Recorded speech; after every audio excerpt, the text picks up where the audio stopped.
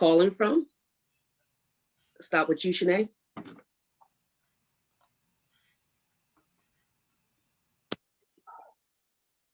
You got to unmute. You still mute, baby. All right, sorry about that. Good evening. I am Shanae Starnes, and I am newly board certified as a trichologist. And I'm out of Charlotte, North Carolina. And I just wanted to quickly say that I help solution-driven women to create awareness around their hair loss concerns so that they can begin to heal from the inside out. And I'm excited to be a part of this panel today. Okay, Miss Marguerite. Hello, everyone. I'm Marguerite Moten. I'm from your Fredericksburg, Virginia area. I'm your hair loss practitioner. I am here to help you in time of need. And I just wanted to quickly say that I help solution-driven women to Okay, create. someone got they live on. They're gonna have to mute. Yeah, we're gonna have to mute. Yeah. Okay, Miss Carmelita. Panel today. Hello, hello, hello. I am Carmelita Stevens, certified hair loss practitioner, licensed cosmetologist and educator, salon owner of Hair Rehab Studio. I am here to offer my expertise and experience and add to this panel of collective beauty professionals that I enjoy being on live with each week to educate you all and to give you better answers for your hair loss issues or your hair issues and scalp issues in general. Thank you for having me. Great. Okay, Dr. Broadneck. Good evening, everybody. My name is Dr. Rashawn Broadneck here in the Washington, D.C. area, the great nation's capital under new leadership. And I am here to talk about just some solutions and things that we have in store to help women and men, because I help a lot of men with their hair regrowth issues. So I'm looking forward to being a resource for you all. If you are interested in our services, please look us up. The number will be available for you at the end of the evening.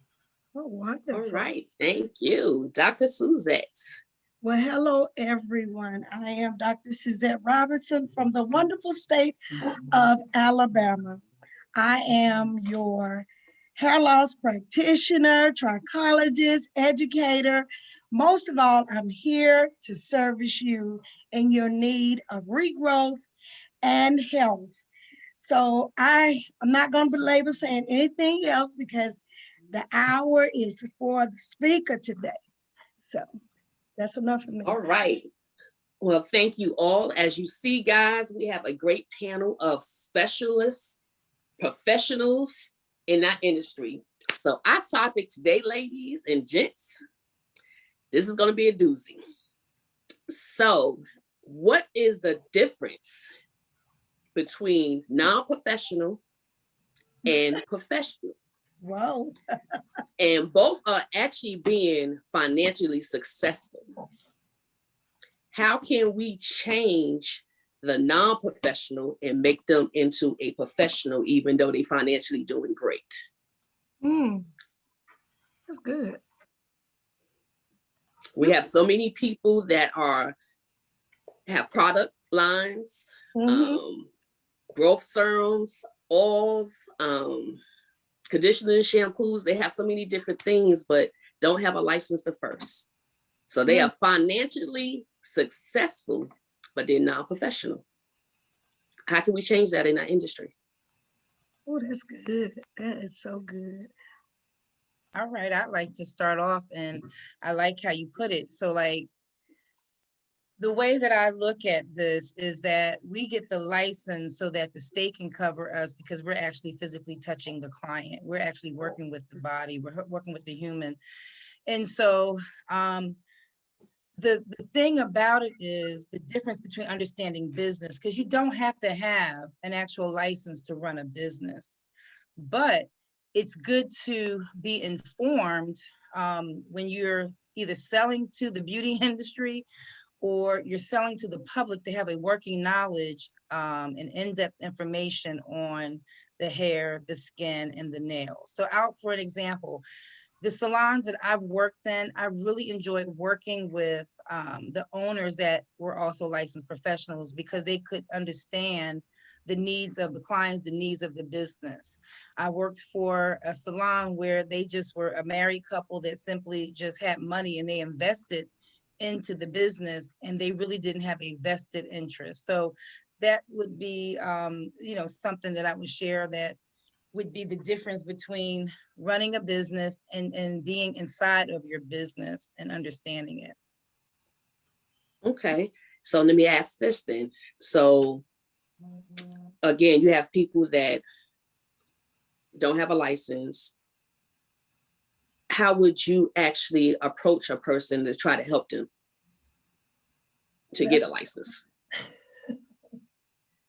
Because you have so many people, especially when they're doing things financially and they're doing good and they sales is to the roof and don't have a license the first. So pretty much you have a licensed person coming to me now and telling me what I need to do when I'm already doing stuff so successful in my sales. Let me gain clarity. Are we talking about like that unlicensed individuals that's performing services such as eyelash applications, such as they're doing hair, they're braiding and they're unlicensed? Okay, all right. They braiding, they doing hair. And it's a video, and I so wanted to actually share it, but that's a little much. But actually, this person has a growth serum that she's selling. And she's not a licensed stylist, and you can actually tell that she's not a licensed stylist. She has videos, Instagram, Facebook, all over the place. And she has a lady that has alopecia in the top, and she was doing crochets. And you can see that she's actually combing her hair with a fine tooth comb, not parting correctly, not able to hold the shears, not able to do anything at all.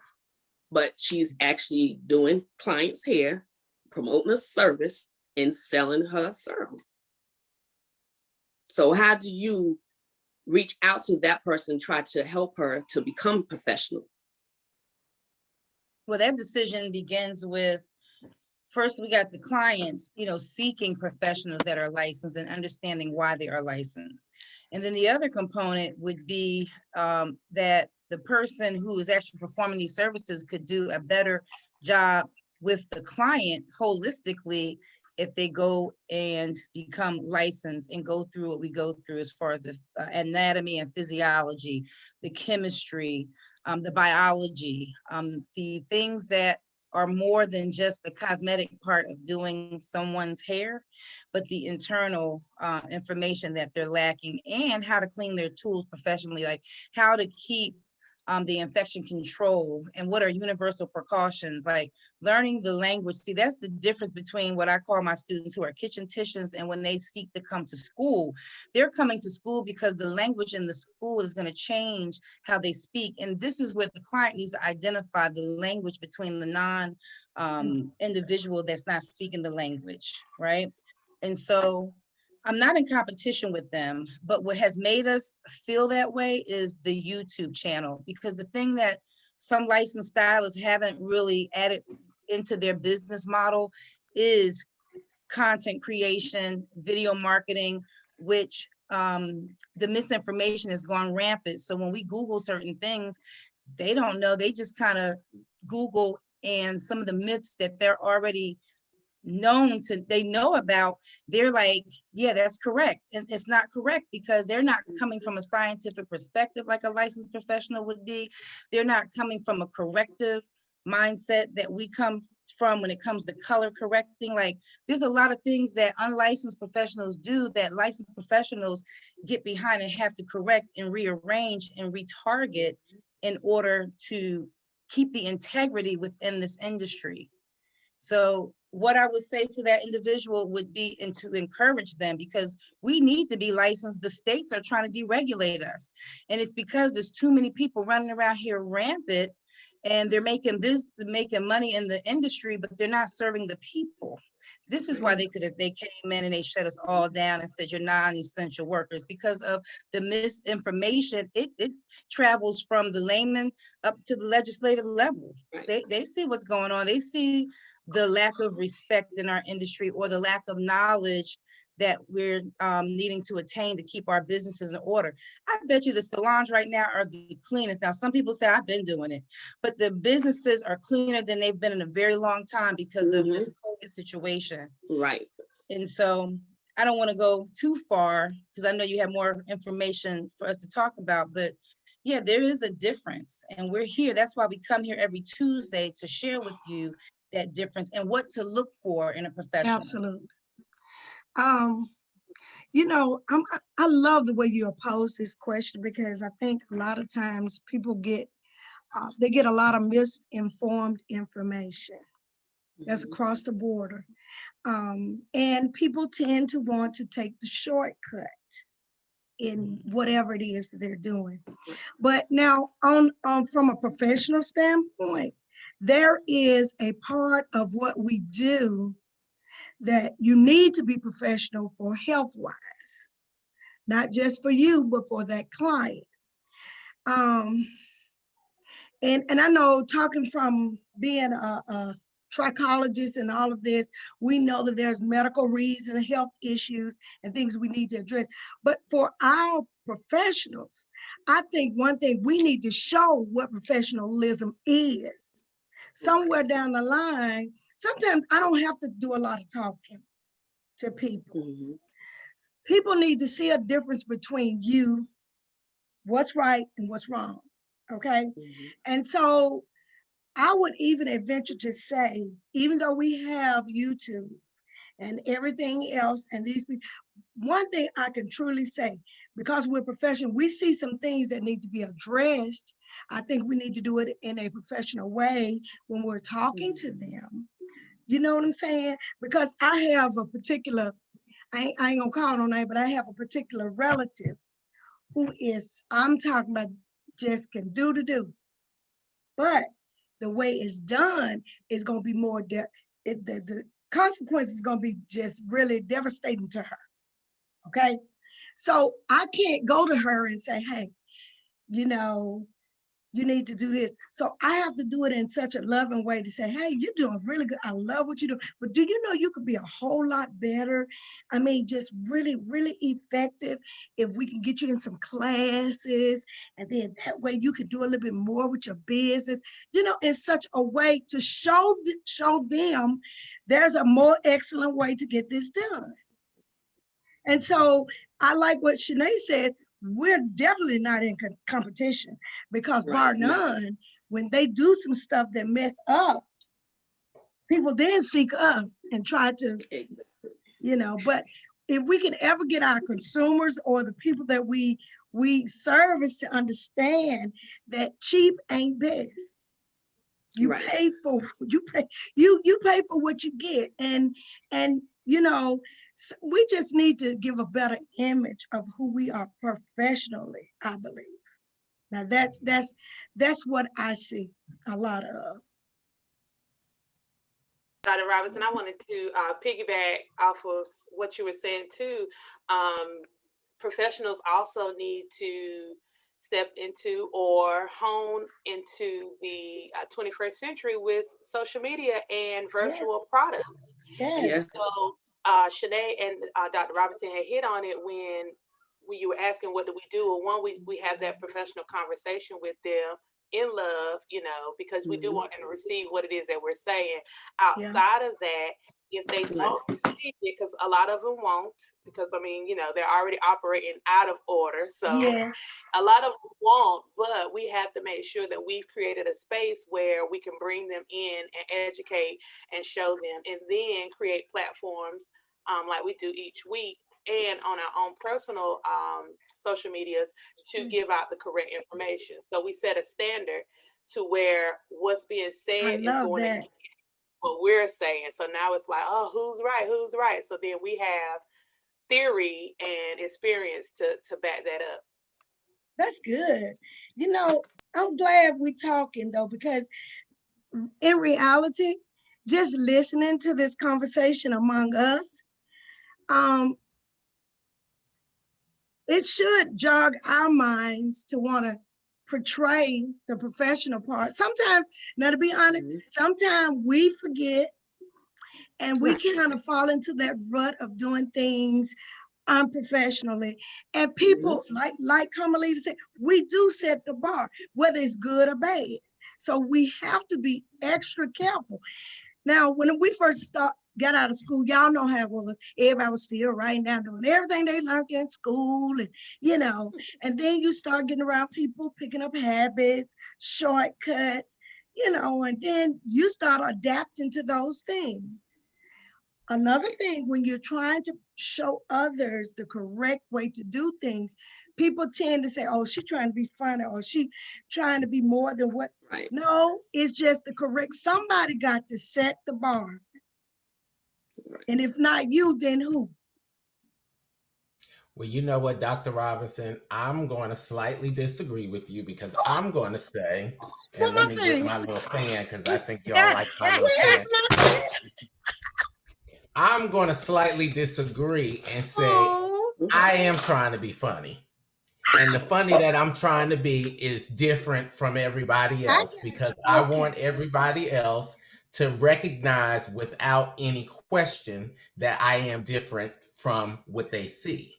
So when I go to work, the pressure to me is on because it is a constant reminder when I step into the salon that I'm in a professional atmosphere, that I'm in a professional environment, and everything that the person encounters as they walk into these doors should be of the same professionalism, right?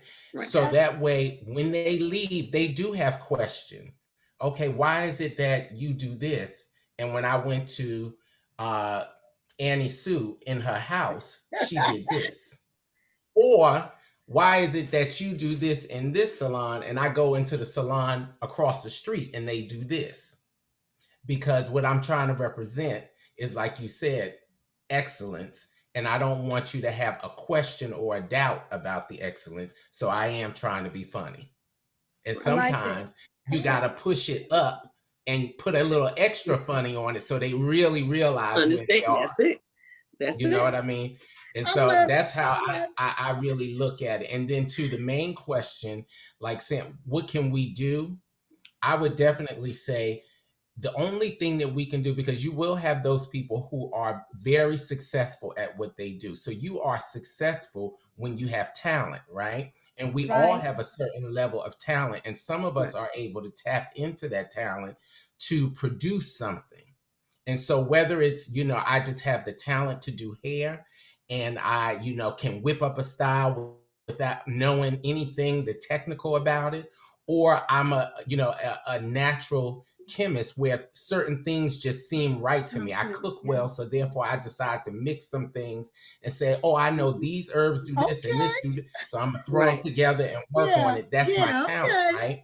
I don't know the theory or the science behind it. But like you said earlier, when we tell people that you can be more than what you are today, when you have that solid foundation, which is your education, then you'll just put yourself in a better place. And sometimes we have to bring to people's knowledge or bring to them the detriments that have happened so that they understand that this could possibly be me. Yes. That was one of the things. I had a great friend that I'd share with a lot of people. To me, I just didn't know people like this existed.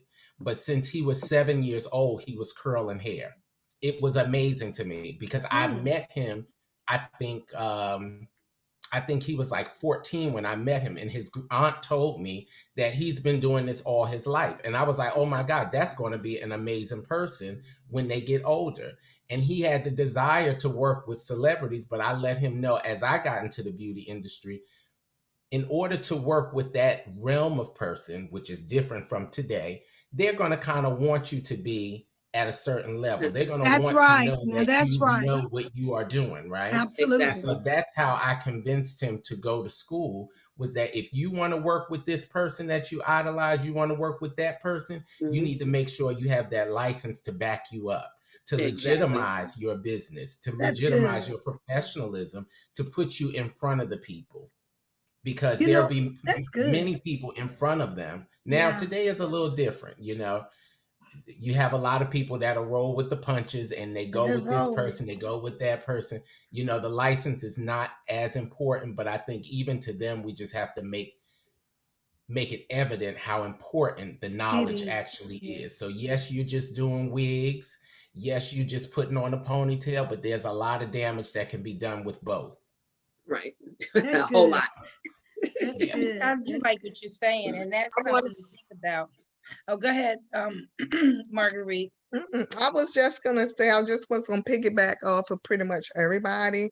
And and one thing I have noticed in conversation with non-professional stylists, which they call themselves, some of them are afraid. They are afraid of the unknown. And so they don't know really what to expect. All they know is what they know and what they have trained themselves to know, which Yeah. is the incorrect way of doing things. There's several people that I came in contact with and trying to encourage them to, go forth and be able to get your license and everything to be able, because you're talented. They are talented, but you need to use your talent in a whole different way, because people gonna look at them as house stylists, and that's the way they're gonna treat them. But if you want to gain the respect that you're deserving, you need to be able to go out there and educate yourself, get certified, and be able to allow your work to continuously. It may look good on the outside, but what does it look like in the inside? So, I've had you know, folks sending folks to me, clients to me, but you know what? The damage is done.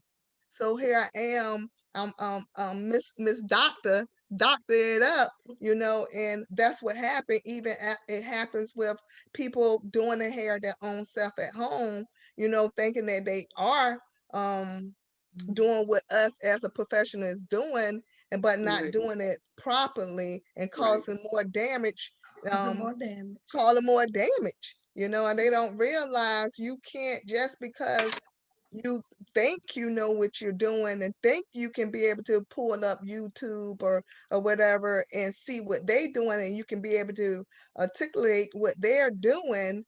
But no, it's more to it. It's more to it. But I always tell people, pretty much stay in your field. Right. This is my field. This is what I do. That's right. This is In your what I lane. stay in your field. Yeah. So I just want to share that little bit of information. So I wanted to ask if anyone outside of me have dealt with a client that was going to a non-professional and decided to come across the street to a professional, but then give you the time of, what, you explaining to her professionally what needs to be done, but she's telling you why she can't and why she don't want it. She want this, but then going to the non-professional, you just sit there and let it do it, whatever needs to be done in your kitchen, in a office space that's set up as an office, you in a regular chair. But then when you come into the salon, you got I can't do this. Oh, I don't like this. I don't want to start back over. I don't want my ends trimmed. I know I'm not the only one that dealt with that. Oh, no. Anybody else? No, you're not. Uh-oh, Yeah, I son. know. I just feel like if we this is where we have to take the integrity back. And when we go to enter into school, like the idea was that we were entering into a business. So like what you're talking about, like this non-professional and then the clients and then the professional, like we forget the reason for the license is simple. It's right. client protection and it's for disinfecting the tools. Like you have to remain clean. And for every profession, any policies that I might write, any client that I touch, the state is like, look, we're liable if clients or people start calling in and start creating these lawsuits. Like there's a reason why you want to get knowledgeable, because see, knowledge is what you learn, but wisdom is what you experience. And it's really good when it's covered under the state saying, hey, this person is proficient to operate. So Exactly. yes, you are correct, Dr. Pam. Like we have to shift this so we can get behind the fact that we need more licensed professional. It is not okay that there are people by droves. Even the younger generation feels like it's okay to be unlicensed. They think that a certification trumps the license. And I tell them, the license trumps the certification. The certification is just saying, hey, this person took this class, they're proficient. For this many hours, right. Right, just to operate in that particular procedure or service. But the license is bigger than that. Now, when somebody comes from you and you're not licensed, and that's another thing we should really look at. Every professional business that I'm connected to, there's always some professional liability insurance. We teach Exactly. that in cosmetology, but I'm guilty of it. That's why I'm back here. We're talking, but there should have been, we should be covered with that. That's going to help us protect it. See, unlicensed professionals can't do that. And so that will help shift the mindset of the client. When you say, you know what, you can back your services up. You're going to be more guaranteeing. You're going to be more cautious. You're going to be more in tune with the client's journey, like you're actually operating as a business. So Dr. Pam, you're correct. You're operating as a business, and this is why you are not in competition with them. And they are actually a hazard to your business if you were to seat her in her chair. So that's the part that we just need to remain, because it's always going to be out there. And the part I wanted to just hone in on, we are not in competition with the unlicensed for the reasons that I just covered. I'm under the guard of making sure my tools are clean. I know how to do it professionally. I know how to not carry germs from one tool to another, or from one person to another, and for my own protection. If you're not trained properly, then you're working haphazardly. Right. Your excuses as to why you haven't decided to gain a license is just that. Because as long as you are, able to read and write, and we even will cover you if you have a disability. There's a disability act in place for individuals that may qualify who still want to be licensed. So you're even taking a test as well, too. You're going to take a test, but it's pushing past your limits, and stop creating these excuses in terms of just the youth that I hear and see out here that are doing services, and they are just unlicensed and they don't care to get a license. And I'm like, look, you are not professional. I'm not in competition with you. And the day that you come into a roadblock, I've also talked to women who were working unlicensed for so long. There's a reason why they decided to go get that license, because you can't be legal. Exactly. Right. And that's the word. That's the way for me to say that word. Right? You hit that. You are not recognized by your state as a practicing professional. And so to me, that is like the bottom line. So when you go toe to toe with people, because like you said, Sam, do you have those clients? I've had those clients, and you entertain it a little bit. Well, this, well, that. But then my bottom line is, look, at the end of the day, the license on the wall speaks for itself.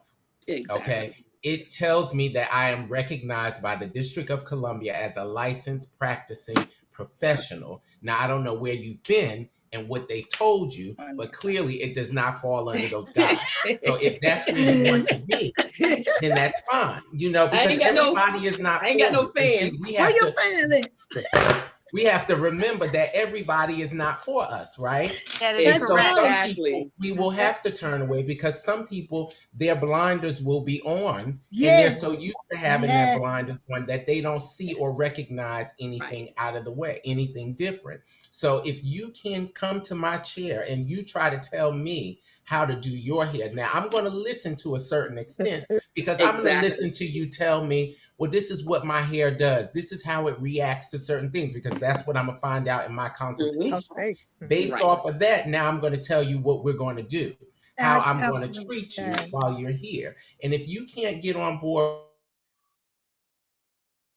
with that, then I'm sorry, this relationship is not going to work, because I'm not going to deviate from what I have or what I know to be right and correct for what makes you feel comfortable. That's good. Okay. What's comfortable is not always right. That's right. And so sometimes you have to step out of your comfort zone, client, and listen to the professional that you're coming to, seeking service from, seeking help, seeking knowledge. You listen to that person and absorb what they're trying to give you. Because again, as a professional, I'm not going to tell you anything or do anything to you that I deem is going to be a liability. I'm just not.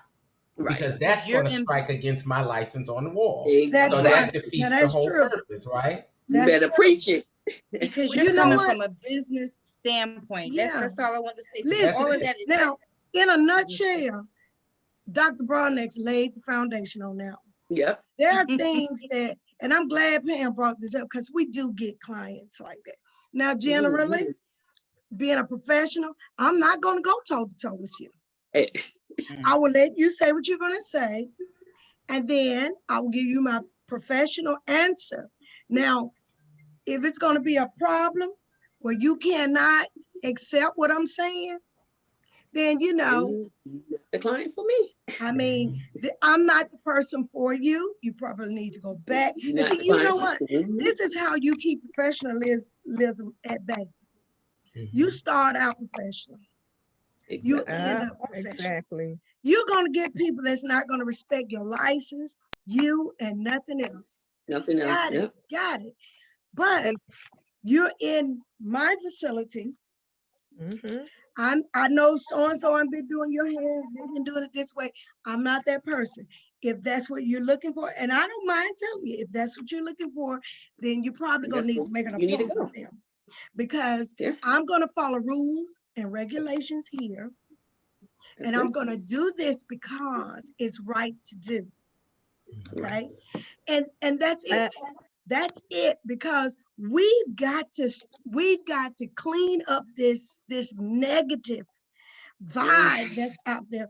And no, I'm not like so-and-so around the corner, this one around us, you know, I'm not. I try to follow rules and what if your doctor's cut? You know, and we quick to tell doctors what to do.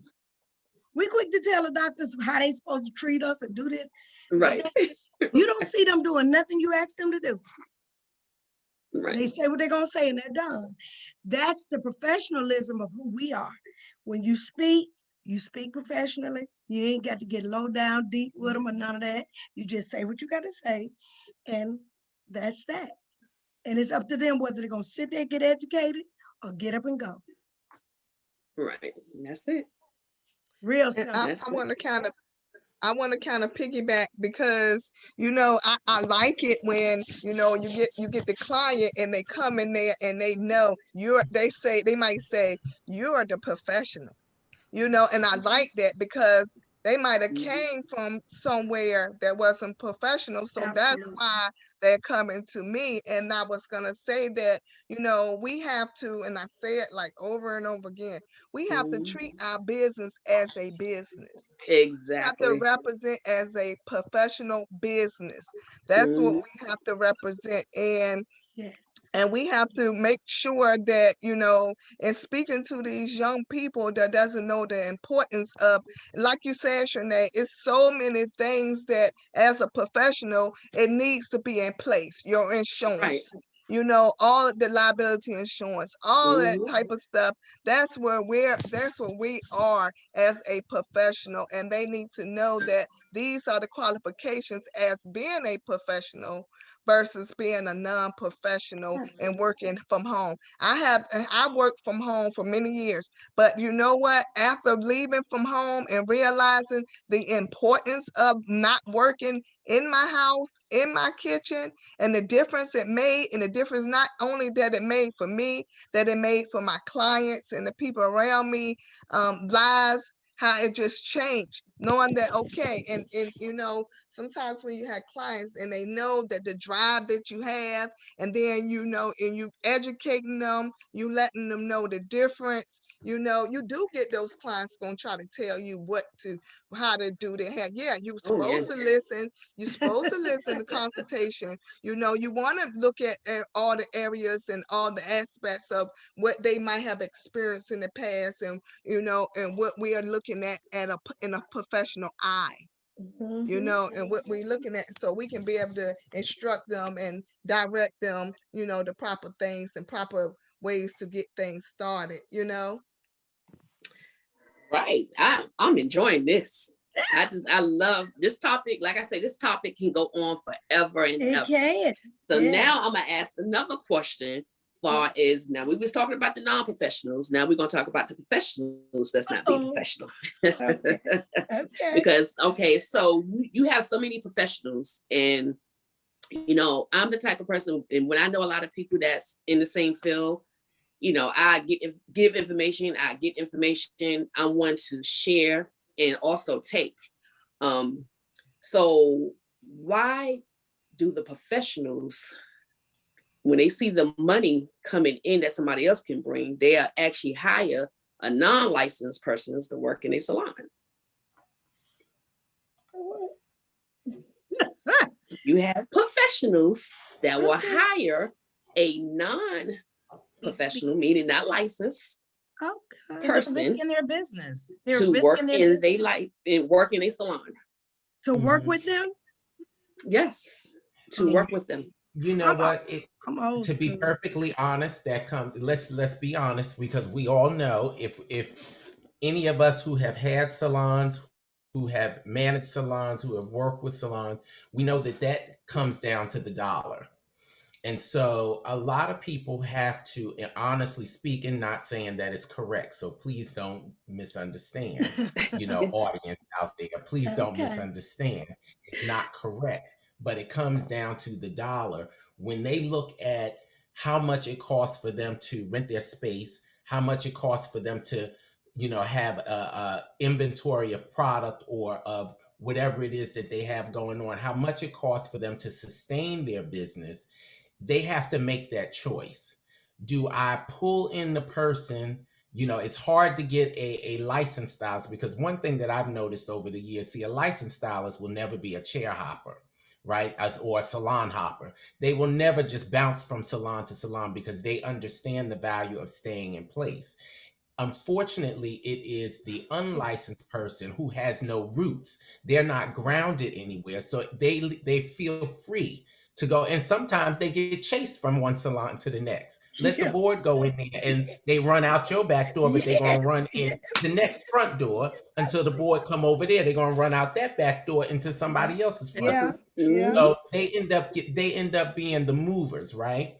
So Right. then you have the salon owner who says, well, every month I'm going into a deficit. I have to go into my savings and pull out, say, $1,000 to pay just to break even with this. I can't do this for much longer because every month I'm losing $1,000. But I can take on this person. No, they don't have a license, but they do hair well. A lot. They have a nice clientele. They're going to be able to pay me booth rent. So I'll take and pull them in. They take that risk. And that's what they have to understand. See, a Horrible. person with a business understands how deep that risk actually is. Now, some people do have to take that. And I can't tell you, I can't say to anybody, don't do it. I would say I wouldn't recommend it, but we have to do what's best for our business. But sometimes everybody cannot have a business because they're not ready. And so what I've told people in the past is, if you are struggling that way, you're quite not quite ready to have that business, because what Mhm. was always taught to me is, if you have a business, you have to be able to take care of the business Of by the Okay. business yourself, by yourself. you know? Hmm.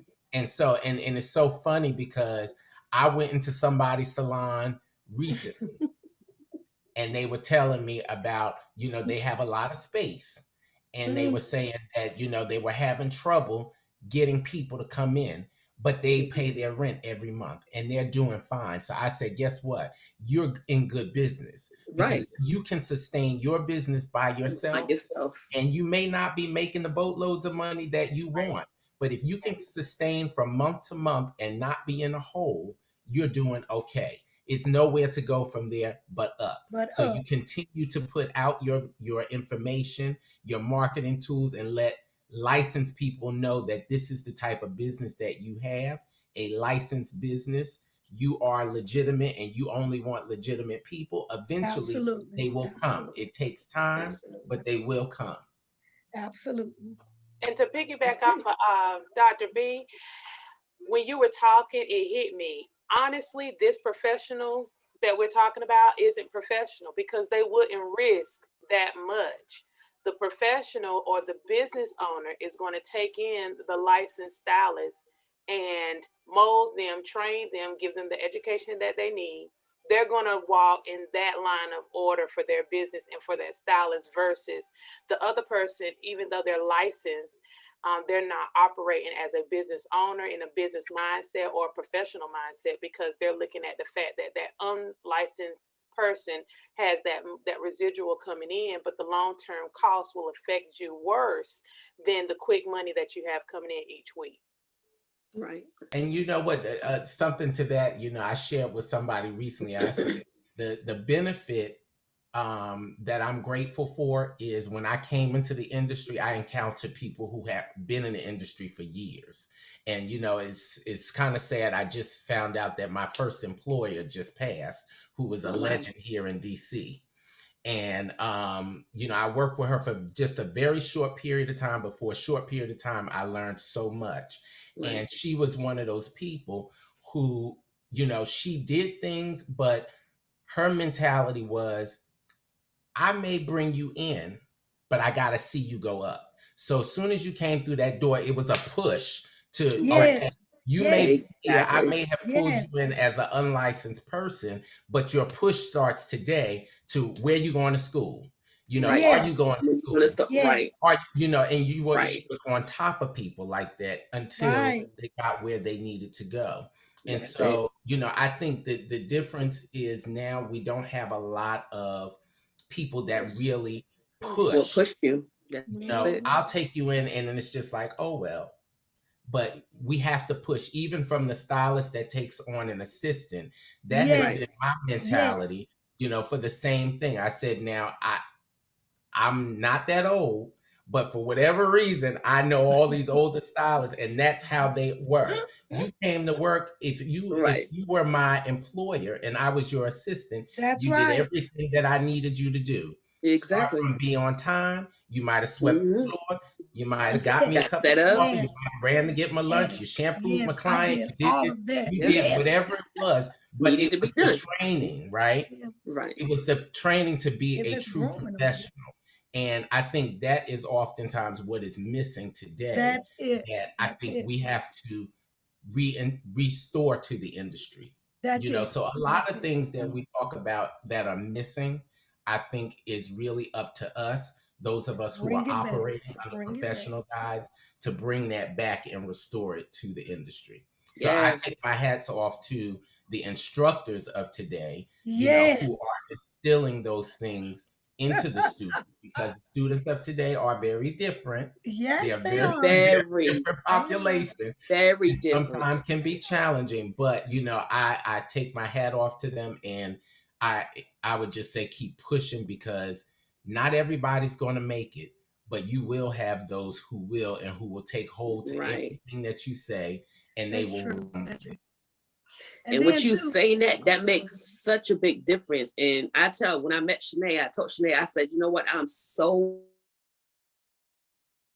happy. I'm like, you're doing so good with your students, because nowadays we have instructors that's really just there for a paycheck, or either try to be their friend, and they do no fundamentals of actually learning to where they get out of it. They'll start, they'll start in some schools, you have to do 3 years, some schools you have to do 2 years here in Virginia. And they'll start maybe their 10th grade year. Before you know it, before the end of the semester, they don't even want to do it no more. yeah, They yeah, just, okay, I don't want to do this no more. I'm not Yeah. interested anymore. Because a lot of the teachers, they're not teaching. It's very, very, very few teachers that's actually teaching. And I see it when the candidates come to test. And I'm just like, okay, wait a minute. You're not even holding the shears or the comb correctly. You can't keep the shears in your hand while you actually parting. And so many different, you can't even drape a client properly. And that's like 101 in the very beginning. So with all these things, not, even far as even being an apprentice, they've gotten away with the apprenticeship as well too. Before, back in when I first got licensed, when you did an apprenticeship, you could have 5, 6 apprentices underneath you. But they got away from it to doing 101, to the fact that they were failing so much. Yeah. Because they wasn't being taught. They just had them in there to pretty much assist them and help them. That way they can have more clients. So, and it's a shame, because you wasted this person's time for all these hours and can't pass the state board test. And it's the same way if you being in school for 3 years and you're supposed to be the professional teacher and you're not teaching. You just letting them read. They don't understand. They don't know what's going on. Like, it makes no sense whatsoever. So I always tell Shanae, it's a few people that I know that actually teach cosmetology that actually teach. You know, they make their students understand and they begin to like it. So that way, when they do get out and get a salon or whatever, they'll be able to actually maintain it and do everything the right way. Absolutely. You know, everybody want a business, but nobody wants to get the business license, don't want to get the business insurance, don't want to have an attorney, don't want to have, you know, anything. You know, salon license, just nothing, because, you know, you pay for those things yearly, but nobody wants to keep that up. They like, okay, I just want to open up a salon, get in there and hire everybody, come in here and make some money. See, that's we have to change that. Pam, you said something. This the key. Y'all know we living in a time now where everybody want things quick, fast, in a hurry. People don't fix dinner like they used to. They putting stuff in the microwave, chill. You know, everything is like pop, pop. Let's get it. Let's get it, get it, get it. Yes, get it, get it, get it. But there are some things in life. So I need my air fryer. I mean, I love my air fryer. Don't get me wrong. But there are times when there are some things in life that you can't do quickly. Right. Okay. Someone called me, and it's amazing. We're on this, and they call me and it says, Dr. Robinson, I really want to take your class, but can I get that? I'm adding a new class. Okay. Well, this new class I can't do it in 2 days. I can't do it in 3. Okay. So she's saying, well, can I just do the quick version? There is no quick version. There are some classes that you just cannot do some things quick. And I know that we're living in a time where people are doing, maybe somebody across the street can do it quick or around the corner. Then you're going to have to go there. There are certain things you cannot teach in 5 minutes, 2 minutes, 2 weeks, 3 weeks. Some things you have to learn, and it takes time. And I think even in education, when I was teaching, I taught at Southeastern for many years, School of Cosmetology. Then I went to another school. I ain't gonna call the school name, but I went to this other school, and it was like night and day.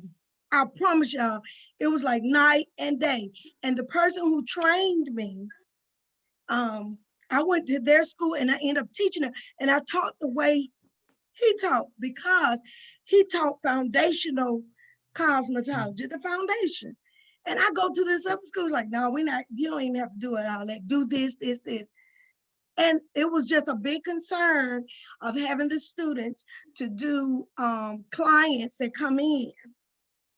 It was all about the money. Yeah. Forget about the fact we're doing theory and this person don't know anything. When I was in school, if you weren't ready to get on the clinical floor, you didn't get on. You wasn't getting on. And right. I was one of those people. Mr. C sent me back to the classroom. He said, you ain't ready. My feelings was hurt. But I realized when I got out there and that lady had those, she told me she was allergic to chocolate and she had a scalp disorder. I didn't know anything about that. Right. Nothing. So I'm out there just, and he said, baby, go back to class.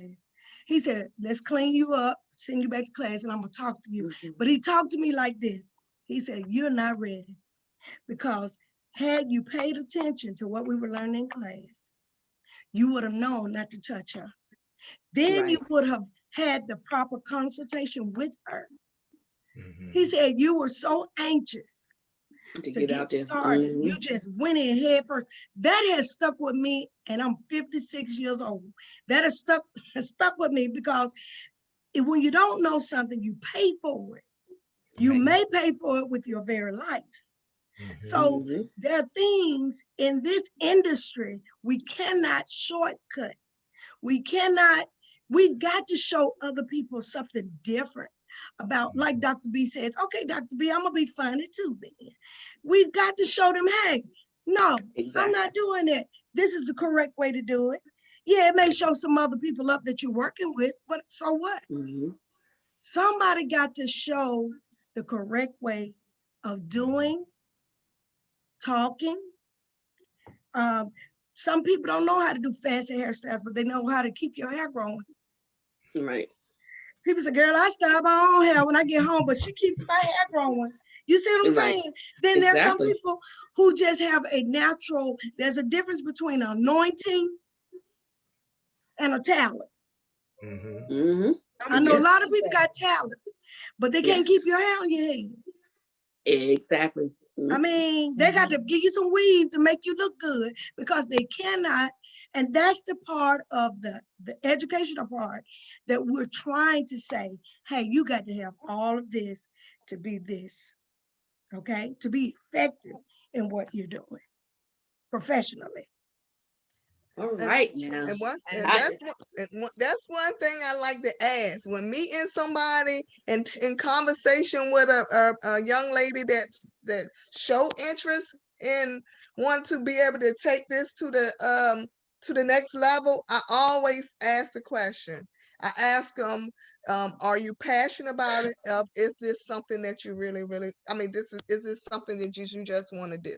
Is you in it for the money or is in your heart? So that's one of the things I do like to ask because it shows. It shows when you're passionate about it, it's going to show on the outside. It's going to show that you want to put all your works. You're going to put all your time and learning what you need to learn to be the greatest professional that you can be and knowing the skill. And there's a lot of things you just, like you said, you can't cut corners.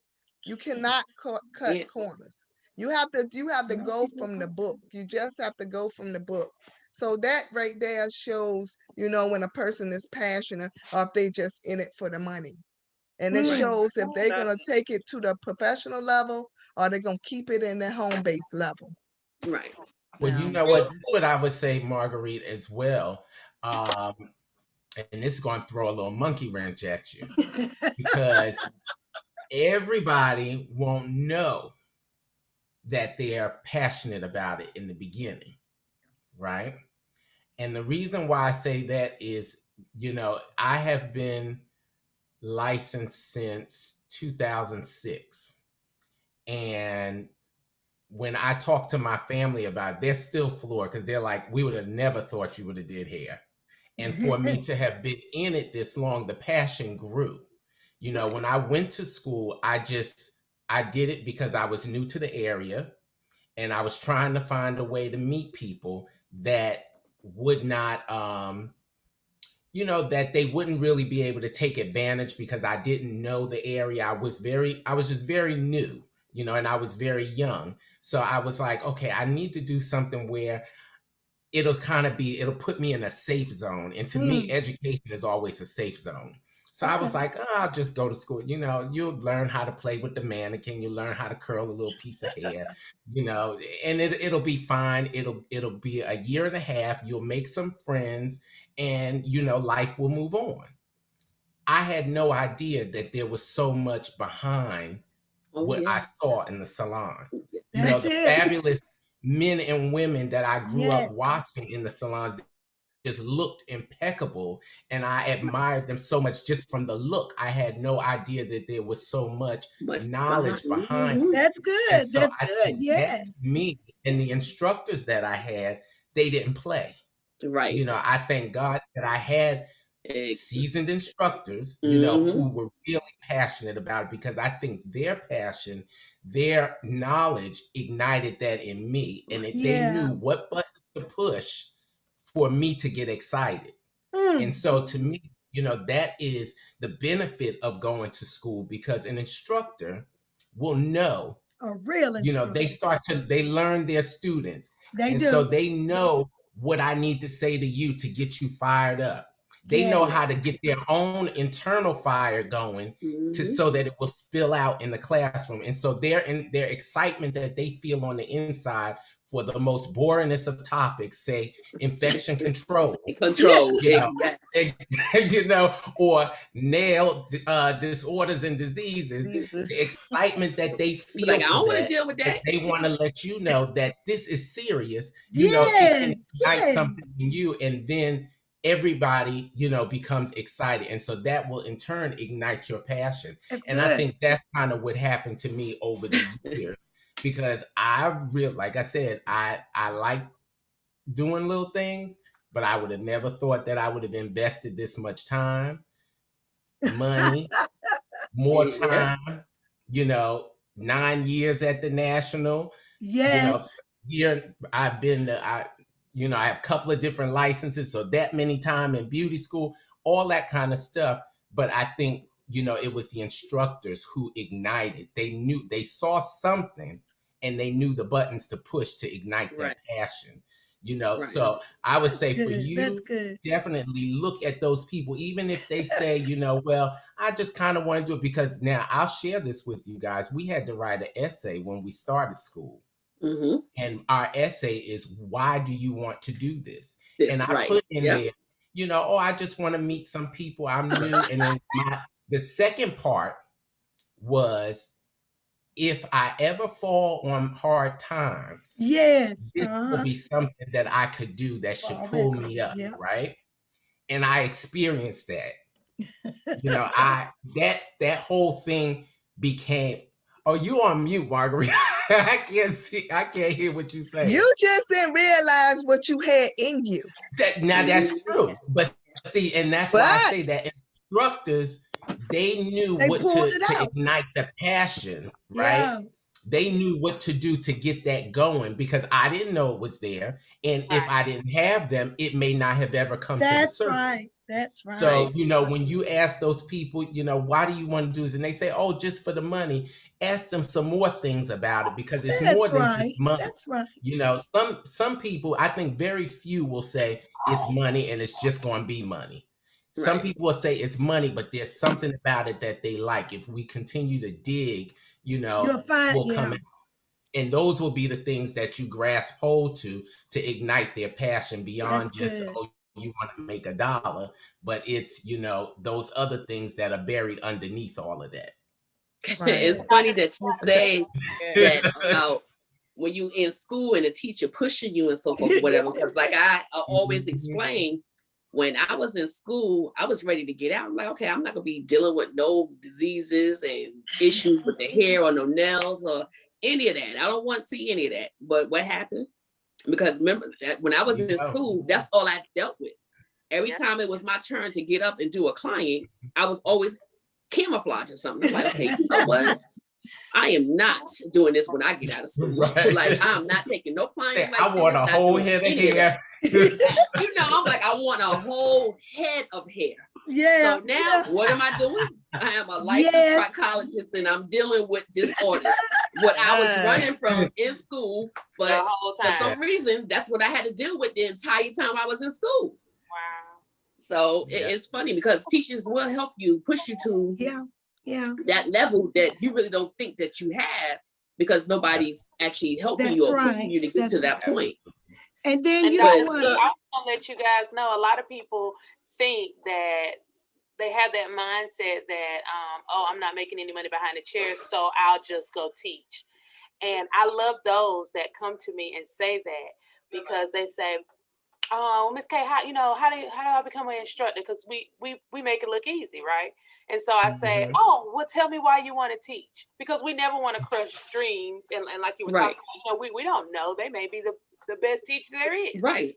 But just tell me why you want to teach. So when those reasons like, oh, I want to be financially, nope. Right. Over here to be financially stable as a teacher, that ain't it. Because those students, we got adult students are different than elementary and high school students. Yes. They will give you a new one and tell you where to put it. Yeah. You can't nothing sometimes if you want to keep your job. So it's not easy. And so I just go down that road. Right. But I go down that road of explaining to them, like, if this is what you're trying to do, tell me what you're trying to do. And then we come up with a solution. And most of the time, what it is that the original business structure from day one was not put together correctly. Right. Or that they do want to educate, but then I share with them the options, as in North Carolina, you don't have to be a licensed educator to educate. So, okay. Well, ladies, you don't want to spoil any dreams, but you don't want to lead anybody on either, because it's serious business. Yeah, it is. Okay. Well, ladies and gents, we are at that hour. It is time to say goodbye. Our topic was good. We hit a lot of points, and I know it's plenty more that we probably could have hit. Before I say my last words, if everybody can just quickly introduce themselves real quick and how you can be reached, and then we'll close out. Who wants to start? All right, I'm Shanae Starnes, and again, I'm in Charlotte, North Carolina. I love to help solution-driven women create the awareness necessary to tackle their hair loss issues so that they can begin to feel free.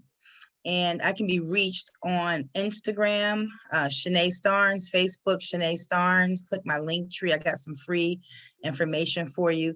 And I also want to leave with one message that as a licensed professional, it is important that once you get that license, that you don't abandon the board that gave you the license. I look for individuals when my students graduate to give them the right direction of where to go. And it's very difficult because the professionals, they get the license and they don't turn back and learn about what the board is doing now. What are the expectations? And so I just ask that as a licensed professional to keep this industry strong, that you check out your state's state board requirements, read them, understand them, so that we can better help these students that come out and create some type of mentorship program within your salon.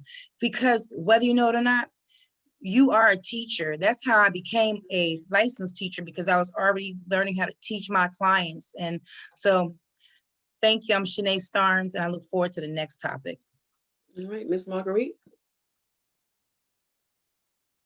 Unmute, baby. There you go. Oh, hello, everyone. I'm Marguerite. I'm the owner of More Hair Studio in Fredericksburg, Virginia. I am on 2621 Princess Anne Street.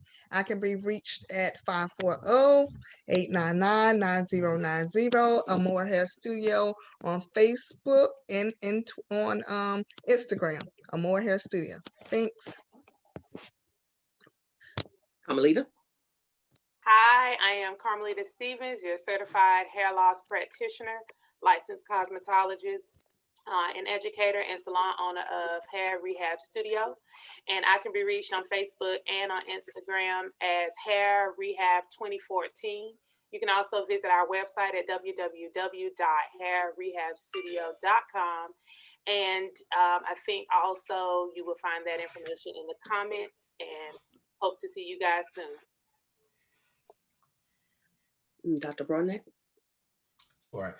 Good evening, everybody. Once again, my name is Dr. Rashawn Broadneck here in the Washington, D.C. area. If you'd like to look me up or reach me, you may do so through my website, which is www.theredchr.com. On there's a link for scheduling consultations if you're interested in doing that. There's a phone number there if you would like to talk or text. You may also find me on social media, which all things are connected through the website as well. So I hope to hear from many of you soon, be it just an introduction or if you would like to book a consultation. If you have a question, I love to bring your question here to the panel and we can discuss it. And, you'll be able to hear a little bit of input from all these practitioners and trichologists that you see before you tonight. So again, Rashawn Broadneck here in the Washington, D.C. area, located at Shapes Beauty Bar, D.C., 1530 U Street, Northwest Washington, D.C. Okay, Dr. Suzette. Well, everybody, I am Dr. Suzette Robinson, and all of my information where you can contact me, I think it's in the comment section, along with all the others that's on this panel. I do want to thank Reverend Robinson for making sure that all our information is up where others can see how to connect with us. And also, I got to give a shout out to the sponsors before I give it back over to Pam, because they're the reason why, and encouragement that they give and the support helps Let's Talk About It Tuesday come on each week. I want to say that all of our sponsor information will be in the comment section, which will be Pretty Gloss Princess. This happens to be a 10-year-old entrepreneur who is pursuing her lip gloss, her lashes, and I think she's added on some body creams or something like that now, but she's one of our greatest sponsors. We also have Platinum Beauty Supply Store, which makes sure all the wigs that I make for the Cancer Center, they provide all the hair for me. They make sure I have all the hair so that I can provide wigs for the ladies that need them. And last and not least, but I want to give Isabella Graphics a shout out as well, who happens to be the person that system logo and all my other logos.